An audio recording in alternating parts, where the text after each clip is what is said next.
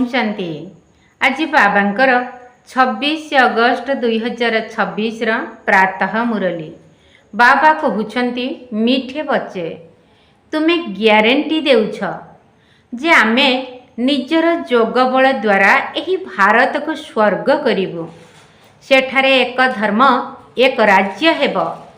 तुम्हें ग्यारंटी देउछ जे आमे निजर जोग बल द्वारा एही भारत को स्वर्ग करिबु। सेठारे एक धर्म एक राज्य हेब।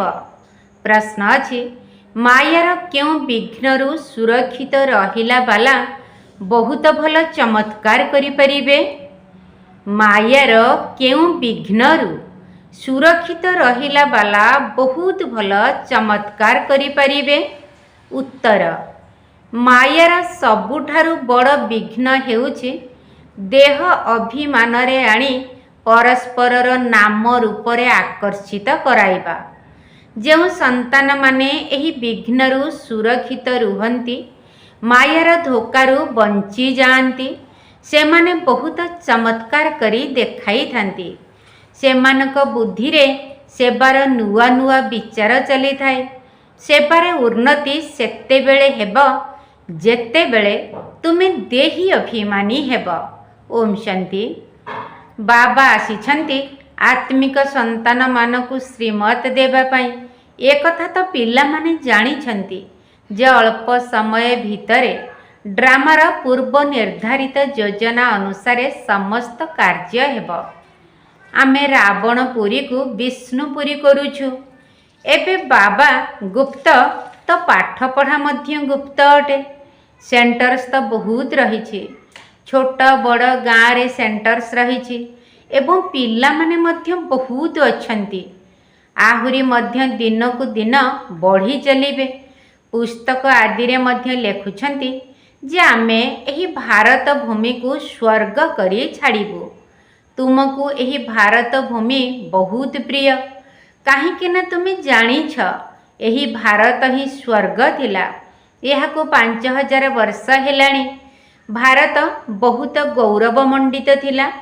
तुम ब्रह्मा मुख वंशावली संतान मानक पाखरे ही एही ज्ञान रही।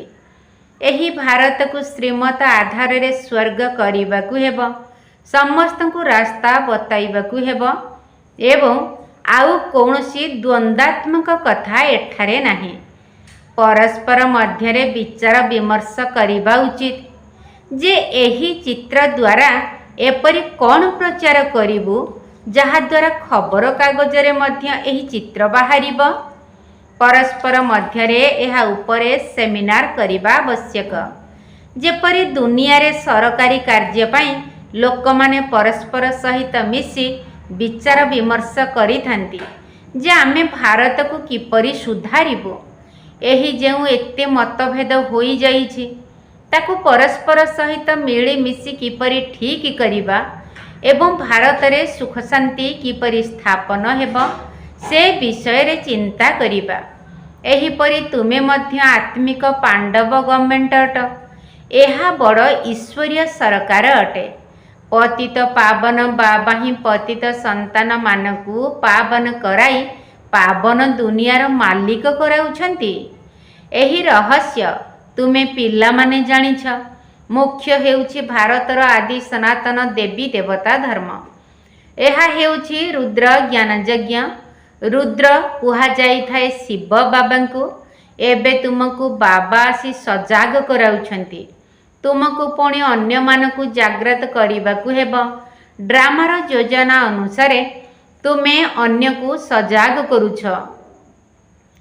एपर्यंत जेउ माने जेपरि पुरुषार्थ करिछंती सेतिकी कल्प पूर्वरु मध्य करिथिले। तुमर आत्मिक युद्ध चलिछि।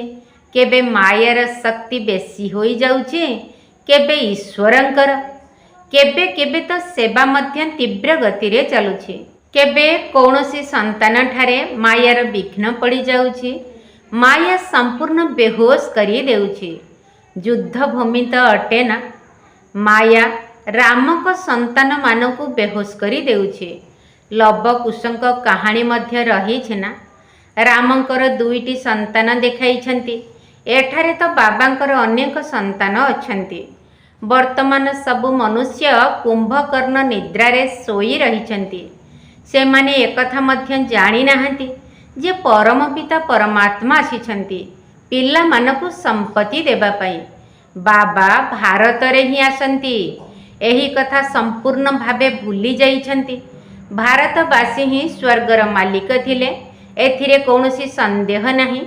ପରମ ପିତା ପରମାତ୍ମାଙ୍କର ଦିବ୍ୟ ଜନ୍ମ ମଧ୍ୟ ଏହିଠାରେ ହେଉଛି। ସେଥିପାଇଁ ତ ଶିବ ଜୟନ୍ତୀ ଭାରତରେ ହିଁ ପାଳନ କରନ୍ତି। ତେଣୁ ନିଶ୍ଚୟ ସେ ଆସି କିଛି କରିଥିବେ। ବୁଦ୍ଧି କହୁଛି ନିଶ୍ଚୟ ବାବା ଆସି ସ୍ୱର୍ଗର ସ୍ଥାପନା କରିଥିବେ। ପ୍ରେରଣା ଦ୍ୱାରା କ'ଣ ସ୍ଥାପନା କରିହେବ? ଏଠାରେ ତ ତୁମ ସନ୍ତାନମାନଙ୍କୁ ରାଜଯୋଗ ଶିଖାଯାଉଛି, ୟାଦ୍ରା ଯାତ୍ରା ଶିକ୍ଷା ଦିଆଯାଉଛି। ପ୍ରେରଣାରେ କୌଣସି ଶବ୍ଦ ଆବାଜ ହୋଇନଥାଏ। ଭାବୁଛନ୍ତି ଶଙ୍କର ପ୍ରେରଣା ଦ୍ୱାରା ବିନାଶ କରିଥାନ୍ତି, କିନ୍ତୁ ଏଥିରେ ପ୍ରେରଣାର କଥା ନାହିଁ। ତୁମେ ବୁଝିଗଲଣି ଯେ ଡ୍ରାମାରେ ତାଙ୍କର ଅଭିନୟ ହେଉଛି ମୂଷଳ ଅଥବା ମିସାଇଲ ତିଆରି କରିବା। ସେମାନେ ବିନାଶ ଅର୍ଥେ ନିମିତ୍ତ ହୋଇଛନ୍ତି। ପ୍ରେରଣା ଶାସ୍ତ୍ରର ଅକ୍ଷର, ଏଥିରେ ପ୍ରେରଣାର ତ କୌଣସି କଥା ହିଁ ନାହିଁ। ଡ୍ରାମା ଅନୁସାରେ ବିନାଶ ନିଶ୍ଚୟ ହେବ। ଗାୟନ ରହିଛି ମହାଭାରତ ଲଢ଼େଇରେ ଏହି ମୂଷଳ ଆଦି କାମରେ ଆସିଥିଲା। ଯାହା ଅତୀତ ହୋଇଯାଇଛି ତାହାର ପୁଣି ପୁନରାବୃତ୍ତି ହେବ। ତୁମେ ଗ୍ୟାରେଣ୍ଟି ଦେଉଛ ଯେ ଆମେ ଯୋଗବଳ ଦ୍ୱାରା ସ୍ୱର୍ଗର ସ୍ଥାପନା କରିବୁ। ସେଠାରେ ଗୋଟିଏ ଧର୍ମ ରହିବ, ତେବେ ଅନ୍ୟ ସବୁ ଧର୍ମ କେଉଁଠି ରହିବ? ନିଶ୍ଚିତ ବିନାଶ ହୋଇଯିବ। ଏହା ବୁଝିବାର କଥା। ଗାୟନ ରହିଛି ବ୍ରହ୍ମା ଦ୍ୱାରା ସ୍ଥାପନା, ବିଷ୍ଣୁ ଦ୍ୱାରା ପାଳନା, ତେବେ ଏହା ତ ଠିକ୍। କିନ୍ତୁ ଶଙ୍କରଙ୍କୁ ଶିବଙ୍କ ସହିତ ଏକ କରି ଦେଇଛନ୍ତି, ଏହା ଭୁଲ ଅଟେ। ଶିବ ଶଙ୍କର କହିଦେଉଛନ୍ତି, କାରଣ ଶଙ୍କର ତ କୌଣସି କାମ କରୁନାହାନ୍ତି, ତେଣୁ ଶିବଙ୍କ ସହ ମିଶାଇ ଦେଇଛନ୍ତି। କିନ୍ତୁ ଶିବ ବାବା କହୁଛନ୍ତି ମୋତେ ତ ବହୁତ କାମ କରିବାକୁ ପଡ଼ୁଛି, ସମସ୍ତଙ୍କୁ ପବିତ୍ର କରିବାକୁ ପଡ଼ୁଛି। ମୁଁ ବ୍ରହ୍ମାଙ୍କ ଶରୀରରେ ପ୍ରବେଶ କରି ସାକାର ବ୍ରହ୍ମାଙ୍କ ଦ୍ୱାରା ସ୍ଥାପନାର କାର୍ଯ୍ୟ କରାଉଛି। ଶଙ୍କରଙ୍କର ତ କୌଣସି ଅଭିନୟ ହିଁ ନାହିଁ। ଶିବଙ୍କର ପୂଜା ହେଉଛି। ଶିବ ହିଁ କଲ୍ୟାଣକାରୀ, ସେ ହିଁ ଝୁଲାମଣି ଭରିଥାନ୍ତି। ଶିବ ପରମାତ୍ମାଏ ନମଃ କହୁଛନ୍ତି ନା। ଏହି ବ୍ରହ୍ମା ମଧ୍ୟ ପ୍ରଜାପିତା ହେଲେ। ବ୍ରହ୍ମାରୁ ବିଷ୍ଣୁ, ବିଷ୍ଣୁରୁ ବ୍ରହ୍ମା, ଏହା ତ ବଡ଼ ଗୁପ୍ତ କଥା ଅଟେ। ଏହା କେବଳ ତୁମେ ସନ୍ତାନମାନେ ହିଁ ଜାଣିଛ। ସେନ୍ସିବୁଲ ପିଲାଙ୍କ ବୁଦ୍ଧିରେ ଜ୍ଞାନ ତୁରନ୍ତ ଆସିଯାଇଥାଏ। ମନୁଷ୍ୟ କିଛି ହେଲେ ବୁଝୁନାହାନ୍ତି ଯେ ପତିତ ପାବନ ବାବା କେବେ ଆସିବେ। ଏବେ ତ କଳିଯୁଗର ଶେଷ ସମୟ ଅଟେ। ଯଦି କହୁଛନ୍ତି ଯେ କଳିଯୁଗ ଶେଷ ହେବା ପାଇଁ ଆହୁରି 40,000 ବର୍ଷ ପଡ଼ିଛି, ତାହେଲେ ବର୍ତ୍ତମାନ ଆହୁରି କେତେ ପତିତ ହେବେ, କେତେ ଦୁଃଖ ସହନ କରିବେ। କଳିଯୁଗରେ ତ ସୁଖ ମିଳିବ ନାହିଁ। କିଛି ବି ନ ଜାଣିଥିବା କାରଣରୁ ବିଚରା ଘୋର ଅନ୍ଧକାରରେ ପଡ଼ି ରହିଛନ୍ତି। ତୁମେ ସନ୍ତାନମାନେ ପରସ୍ପର ମଧ୍ୟରେ ମିଳିମିଶି ବିଚାର କରିବା ଉଚିତ ଯେ କିପରି ସେବାକୁ ବଢ଼ାଇବୁ। ବାବା ତ ଉପାୟ ବତାଇ ଚାଲିଛନ୍ତି ଯେ ପୁଣି ପିଲାମାନେ ପରସ୍ପର ସହିତ ଆଲୋଚନା କରିବା ଉଚିତ, ଚିତ୍ର ଉପରେ ଭଲ ଭାବରେ ବୁଝାଇବା ଉଚିତ। ଡ୍ରାମା ଅନୁସାରେ ମଧ୍ୟ ଚିତ୍ର ସବୁ ତିଆରି ହୋଇ ଚାଲିଛି। ପିଲାମାନେ ଜାଣିଛନ୍ତି ଯେ ଯେଉଁ ସମୟ ବିତି ଯାଇଛି ଅବିକଳ ଡ୍ରାମା ଅନୁସାରେ ଚାଲିଛି। ପିଲାମାନଙ୍କର ଅବସ୍ଥା ତ କେବେ ଉପର କେବେ ତଳ ଏହିପରି ଚାଲୁଥିବ। ବାବା ମଧ୍ୟ ସାକ୍ଷୀ ହୋଇ ଦେଖୁଛନ୍ତି। କେବେ କେବେ ପିଲାମାନଙ୍କ ଉପରେ ଗ୍ରହଚାରୀ ବସୁଥିବାରୁ ତାକୁ ଦୂର କରିବା ପାଇଁ ପ୍ରଯତ୍ନ କରାଉଛନ୍ତି। ବାବା ଘଡ଼ି ଘଡ଼ି କହୁଛନ୍ତି ଯେ ମୋତେ ମନେ ପକାଅ, କିନ୍ତୁ ଦେହ ଅଭିମାନରେ ଆସିଯାଉଛନ୍ତି, ସେଥିପାଇଁ ଧକ୍କା ଖାଉଛନ୍ତି। ଏଥିରେ ଦେହୀ ଅଭିମାନୀ ହେବାକୁ ପଡ଼ିବ। କିନ୍ତୁ ପିଲାମାନଙ୍କ ପାଖରେ ବହୁତ ଦେହ ଅଭିମାନ ରହିଛି। ତୁମେ ଦେହୀ ଅଭିମାନୀ ହେଲେ ବାବାଙ୍କର ସ୍ମୃତି ରହିବ, ପୁଣି ସେବାରେ ଉନ୍ନତି ମଧ୍ୟ ହୋଇ ଚାଲିବ। ଯାହାଙ୍କର ଉଚ୍ଚ ପଦ ପାଇବାର ଥିବ ସେମାନେ ସର୍ବଦା ସେବାରେ ତତ୍ପର ରହିବେ।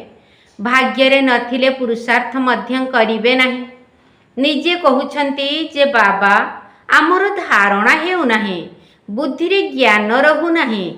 ଧାରଣା ଯଦି ହେଉନାହିଁ ତେବେ ଖୁସି ମଧ୍ୟ ରହିବ ନାହିଁ। ଯାହାଙ୍କର ଧାରଣା ହେଉଛି ତାଙ୍କର ଖୁସି ମଧ୍ୟ ରହୁଛି। ବୁଝିପାରୁଛନ୍ତି ଯେ ଶିବ ବାବା ଆସିଛନ୍ତି।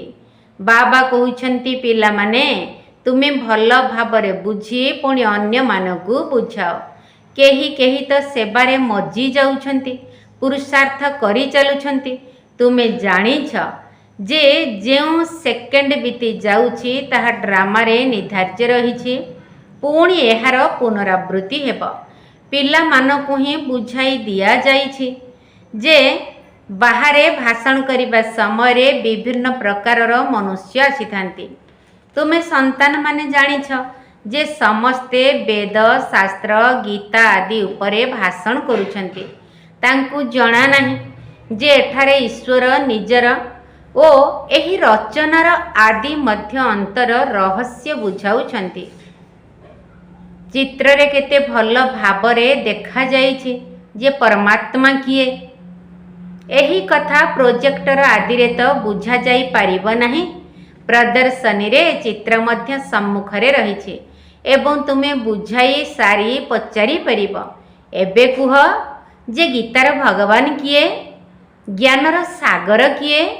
ପବିତ୍ରତା, ସୁଖ, ଶାନ୍ତିର ସାଗର, ମୁକ୍ତିଦାତା, ଗାଇଡ୍ କିଏ? ଶ୍ରୀକୃଷ୍ଣଙ୍କ ନିମନ୍ତେ ତ ଏପରି କୁହାଯାଇ ପାରିବ ନାହିଁ। ପରମାତ୍ମାଙ୍କ ମହିମା ସମ୍ପୂର୍ଣ୍ଣ ଭିନ୍ନ। ପ୍ରଥମେ ଲେଖାଇ ନେବା ଆବଶ୍ୟକ, ପ୍ରମାଣ ଦେବା ଦରକାର। ସମସ୍ତଙ୍କଠାରୁ ଦସ୍ତଖତ ମଧ୍ୟ ନେବା ଆବଶ୍ୟକ। ସଭାଗୃହ ମଧ୍ୟରେ ଚଢ଼େଇମାନେ ଲଢ଼େଇ କରୁଛନ୍ତି। ଏହି ସମୟରେ ସାରା ଦୁନିଆରେ ଲଢ଼େଇ ଝଗଡ଼ା ହିଁ ଚାଲିଛି। ସମସ୍ତେ ପରସ୍ପର ମଧ୍ୟରେ ଲଢ଼ି ଚାଲିଛନ୍ତି। ମନୁଷ୍ୟଙ୍କର 5 ବିକାର ବିଷୟରେ ମଧ୍ୟ ଗାୟନ ରହିଛି। ଏଥିରେ ଜୀବଜନ୍ତୁଙ୍କ କଥା ନାହିଁ। ବିକାରୀ ଏବଂ ନିର୍ବିକାରୀ ଦୁନିଆ ମନୁଷ୍ୟଙ୍କ ପାଇଁ କଥିତ ଅଛି। କଳି ଯୁଗରେ ଅଛି ଆସୁରୀ ସମ୍ପ୍ରଦାୟ, ସତ୍ୟ ଯୁଗରେ ହେବ ଦୈବୀ ସମ୍ପ୍ରଦାୟ। ମନୁଷ୍ୟ ଏତେ ତମ ପ୍ରଧାନ ବୁଦ୍ଧି ଅଟନ୍ତି ଯେ ଆଦୌ ବୁଝୁନାହାନ୍ତି କି ଆମେ ହିଁ ଆସୁରୀ ସମ୍ପ୍ରଦାୟର ଅଟୁ। ଦେବତାମାନଙ୍କ ଆଗରେ ଯାଇ ଗାୟନ ମଧ୍ୟ କରୁଛନ୍ତି ଯେ ଆମେ ନୀଚ, ପାପୀ, ଆମେ ନିର୍ଗୁଣ, ଆମ ପାଖରେ କୌଣସି ଗୁଣ ନାହିଁ। ତୁମେ ତାଙ୍କୁ ସିଦ୍ଧ ଅର୍ଥାତ୍ ପ୍ରମାଣ କରି କହିପାରିବ।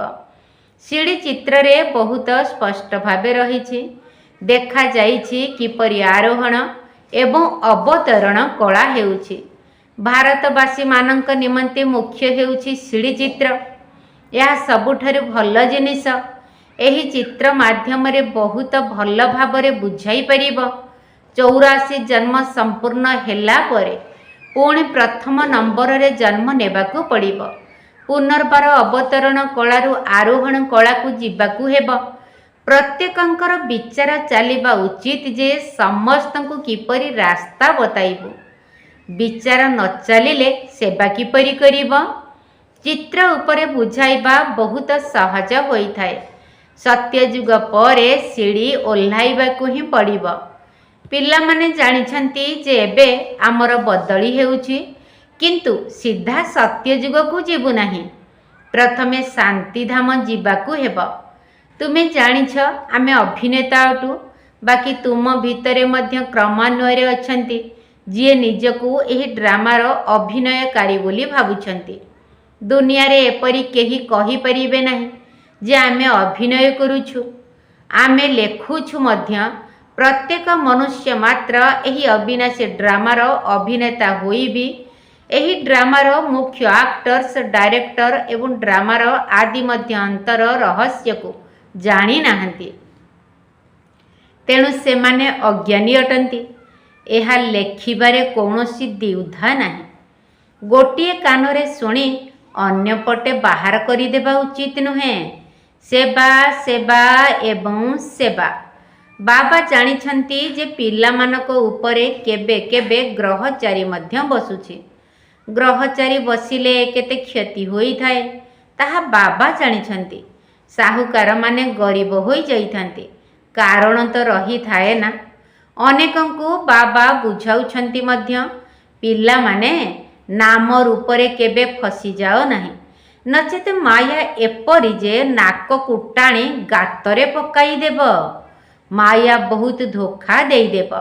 ଏଠାରେ ପ୍ରେମିକ ପ୍ରେମିକା ହେବାର ନାହିଁ। ପ୍ରେମିକା ପ୍ରେମିକ କେହି କେହି ବିକାର ନିମନ୍ତେ ହୋଇଥାନ୍ତି, ଆଉ କେହି କେବଳ ଚେହେରା ପ୍ରତି ଆକର୍ଷିତ ହୋଇଥାନ୍ତି। ତୁମେ ଜାଣିଛ, ସେଣ୍ଟର୍ସ ମାନଙ୍କରେ ମଧ୍ୟ ଏପରି ମାୟାର ବିଘ୍ନ ବହୁତ ପଡ଼ୁଛି। ପରସ୍ପରର ନାମ ରୂପରେ ଫସି ଯାଉଛନ୍ତି। ମାୟା ଏପରି ପ୍ରବଳ ଯେ ମାତା ମାତାଙ୍କର ନାମ ରୂପରେ, କନ୍ୟା କନ୍ୟାର ନାମ ରୂପରେ ଫସି ଯାଉଛନ୍ତି। ପୁରୁଷାର୍ଥ କରୁଥିଲେ ବି ମାୟା ଏକଦମ କବଳିତ କରି ନେଇଥାଏ।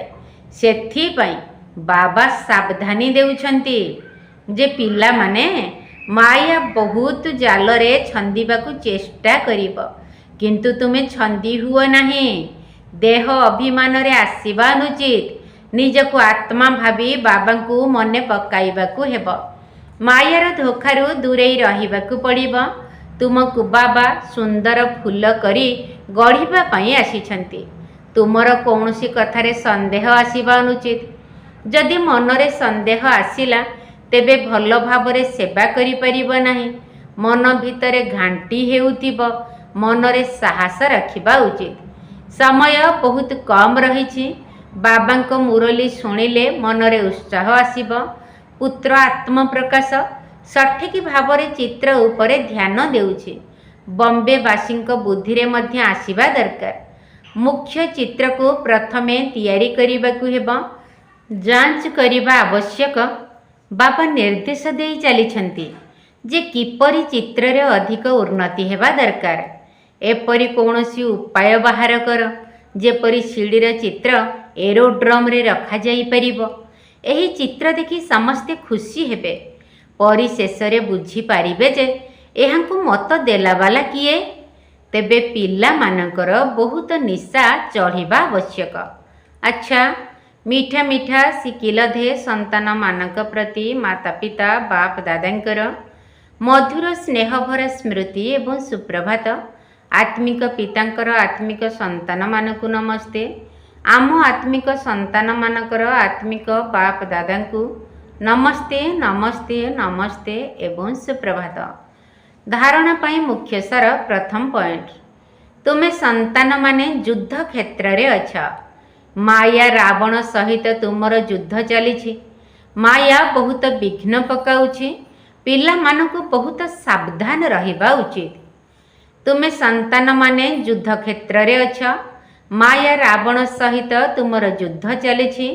ମାୟା ବହୁତ ବିଘ୍ନ ପକାଉଛି। ପିଲାମାନଙ୍କୁ ବହୁତ ସାବଧାନ ରହିବା ଉଚିତ। ଦ୍ୱିତୀୟ ପଏଣ୍ଟ, ପ୍ରତ୍ୟେକଙ୍କୁ ନିଜର ଉନ୍ନତି ପାଇଁ ବିଚାର କରିବାକୁ ହେବ।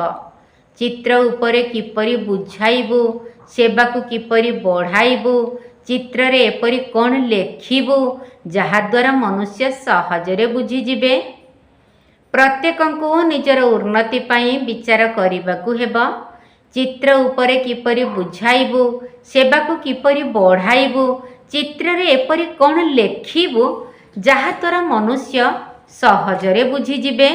ବରଦାନ, ଦେହ ଅଭିମାନର ତ୍ୟାଗ ଦ୍ୱାରା ଶ୍ରେଷ୍ଠ ଭାଗ୍ୟ ନିର୍ମାଣ କରୁଥିବା ସର୍ବସିଦ୍ଧି ସ୍ୱରୂପ ଭବ। ଦେହ ଅଭିମାନର ତ୍ୟାଗ ଦ୍ୱାରା ଶ୍ରେଷ୍ଠ ଭାଗ୍ୟ ନିର୍ମାଣ କରୁଥିବା ସର୍ବସିଦ୍ଧି ସ୍ୱରୂପ ଭବ। ଦେହ ଅଭିମାନର ତ୍ୟାଗ କରିବା ଅର୍ଥାତ୍ ଦେହୀ ଅଭିମାନୀ ହେବା ଦ୍ୱାରା ବାବାଙ୍କର ସର୍ବସମ୍ବନ୍ଧର ସର୍ବଶକ୍ତି ଗୁଡ଼ିକର ଅନୁଭବ ହୋଇଥାଏ। ଏହି ଅନୁଭବ ହିଁ ସଙ୍ଗମ ଯୁଗର ସର୍ବଶ୍ରେଷ୍ଠ ଭାଗ୍ୟ ଅଟେ। ବିଧାତାଙ୍କ ଦ୍ୱାରା ପ୍ରାପ୍ତ ହୋଇଥିବା ଏହି ବିଧିକୁ ଆପଣାଇବା ଦ୍ୱାରା ବୃଦ୍ଧି ମଧ୍ୟ ହେବ ଏବଂ ସର୍ବସିଦ୍ଧି ଗୁଡ଼ିକ ମଧ୍ୟ ମିଳିଯିବ। ଦେହଧାରୀଙ୍କ ସହିତ ସମ୍ବନ୍ଧରେ ବା ସ୍ନେହରେ ନିଜର ମୁକୁଟ, ସିଂହାସନ ଏବଂ ନିଜର ଅସଲି ସ୍ୱରୂପକୁ ମଧ୍ୟ ଛାଡ଼ି ଦେଇଛ। ତେବେ କ'ଣ ବାବାଙ୍କର ସ୍ନେହ ପାଇଁ ଦେହ ଅଭିମାନର ତ୍ୟାଗ କରିପାରିବ ନାହିଁ? ଏହି ଗୋଟିଏ ତ୍ୟାଗ ଦ୍ୱାରା ସବୁ ପ୍ରକାରର ଭାଗ୍ୟ ପ୍ରାପ୍ତ ହୋଇଯିବ। ସ୍ଲୋଗାନ, ଯଦି କ୍ରୋଧମୁକ୍ତ ହେବାକୁ ଚାହୁଁଛ, ତେବେ ସ୍ୱାର୍ଥପର ହେବା ପରିବର୍ତ୍ତେ ନିଃସ୍ୱାର୍ଥପର ହୁଅ। इच्छा गुड़िकर रूप को परिवर्तन कर। जदि क्रोधमुक्त हेबाकु चाहुच तेबे स्वार्थपर हेबा परिवर्ते निस्वार्थपर हुआ। इच्छा गुड़िकर रूप को परिवर्तन कर। अव्यक्त इशारा अपवित्रतार बीज को मध्य समाप्त करी संपूर्ण स्वच्छ अर्थात पवित्र हुआ। बाबांक सहित तुमे माने मध्य एही दायित्वर बोझ मुंड को नहींछ जे पवित्रता द्वारा आमे प्रकृति को मध्य पवित्र करिबु। तेबे एही संकल्प को पूरण करिबा पई बाप दादा चाहुछंती जे विश्वर प्रत्येक संतान प्रथमे मोहर आकर्षण ठारू मुक्त हुअन्तु, चाहे साधन गुड़िकर आकर्षण ठारू चाहे व्यक्ति मानकर आकर्षण ठारू। तेबे साधन गुड़ी को व्यवहार करिबा अलगा कथा, किंतु ता प्रति आकर्षित हेबा अलगा जिनिस अटे।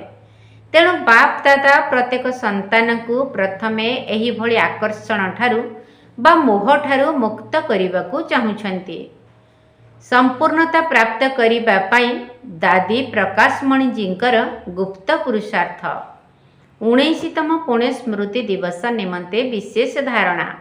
11 दादीजी सदा आत्मविश्वास रे परिपूर्ण थिले। से एही स्मृति रे रहुथिले जे मो कल्प कल्पर विजयी आत्मा अटे। से कौनसी भी पुराणा संस्कार स्वभाव किंबा हिसाब किताबर अधीन रे रहु नथिले। एपरि अनुभव करुथिले जेपरि आत्मा लाइटर शरीर रे वास करुछि। 12 दादीजींकर बुद्धि सफा बा स्वच्छ आईना परी निर्मल थिला। से सर्वदा तपस्वी मूर्ति होई रहुथिले। तांकर एही स्मृति थिला जे एही तपस्या द्वारा विश्वर कल्याण हेब एवं सुखमय संसार आसीब। 13 दादीजी अंतिम समय को सामने रे रखी सदा स्वचिंतन करुथिले। स्व उन्नति पाई प्रतिदिन अमृत बेलारे बाबांक सह मधुर रुहरिहान बा आत्मिक वार्तालाप करुथिले। बाबांकर महावाक्य को गभीरतार सहित अध्ययन करुथिले। तांकर बाबांक प्रति बाबांकर मुरली प्रति अत्यंत स्नेह थिला। 14 दादीजी निजर संपूर्ण स्थिति गढ़िबा पई देहभान रु ऊर्ध्वरे रहिबार अभ्यास करुथिले।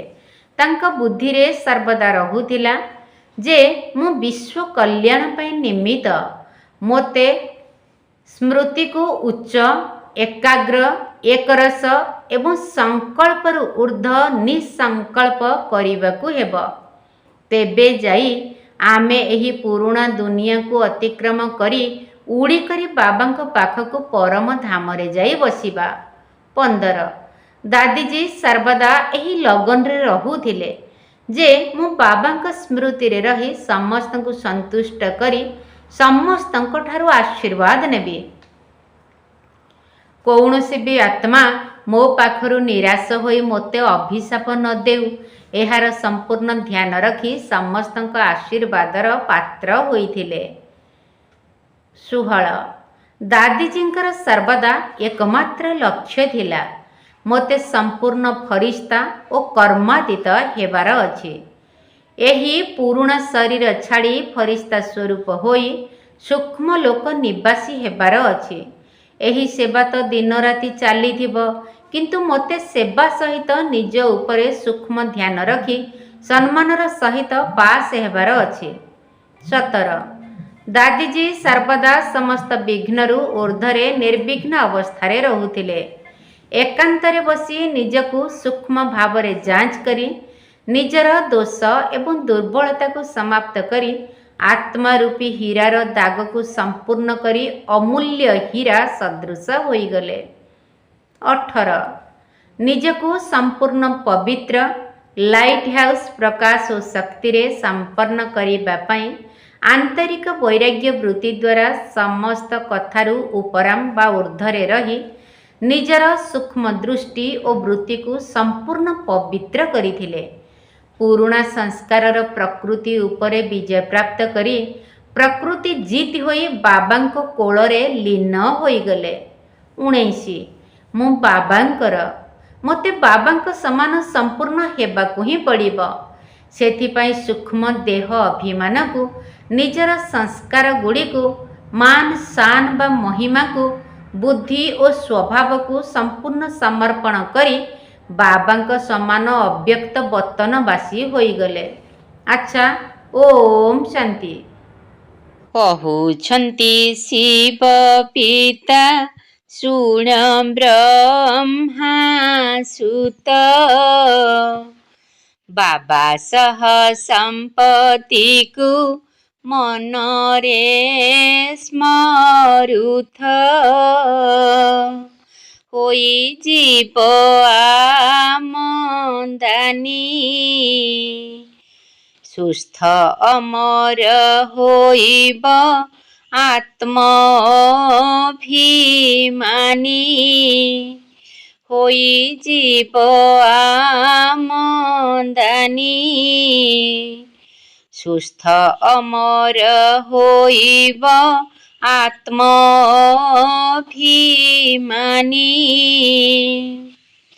ବାବାଙ୍କ ଭଣ୍ଡାରୁ ଖାଦ୍ୟ ଖାଉଥିବ ନୀତି, ଶୁଦ୍ଧ ହୋଇବ ହୃଦୟ, ଶୁଦ୍ଧ ଗତିମତି, ଛାଡ଼ି ଦେହ ଅଭିମାନ, ନିମିତ୍ତ ଭାବରେ ଆନେ ପରଶିବ ଅନ୍ନ, ଛାଡ଼ି ଦେହ ଅଭିମାନ, ନିମିତ୍ତ ଭାବରେ ଆନେ ପରଶିବ ଅନ୍ନ। କଲ୍ୟାଣକାରୀ ଏ ଯୁଗେ ହୁଇ କଲ୍ୟାଣ, 21 ଜନ୍ମ ପାଇଁ ଜମା କର ପୁଣ୍ୟ, କର ବୁଦ୍ଧିକୁ ଅର୍ପଣ, ପ୍ରବୃତ୍ତିରେ ରହି ବାବା ଶ୍ରୀମତକୁ ମାନ, କର ବୁଦ୍ଧିକୁ ଅର୍ପଣ, ପ୍ରବୃତ୍ତିରେ ରହି ବାବା ଶ୍ରୀମତକୁ ମାନ, ଅପକାରୀ ପରେ ସଦା କର ଉପକାର, ବାବାଙ୍କ ସମାନ ହେବ ଦୟାର ସାଗର, କ୍ରୋଧ କର ସମାପତ, ମୂଳରୁ ଶେଷ ହୋଇବ ଈର୍ଷା ଆଉ ସ୍ୱାର୍ଥ, କ୍ରୋଧ କର ସମାପତ, ମୂଳରୁ ଶେଷ ହୋଇବ ଈର୍ଷା ଆଉ ସ୍ୱାର୍ଥ। କହୁଛନ୍ତି ଶିବ ପିତା ଶୁଣ ବ୍ରହ୍ମା ସୁତ, ବାବା ସହ ସମ୍ପତ୍ତିକୁ ମନରେ ସ୍ମରୁଥ,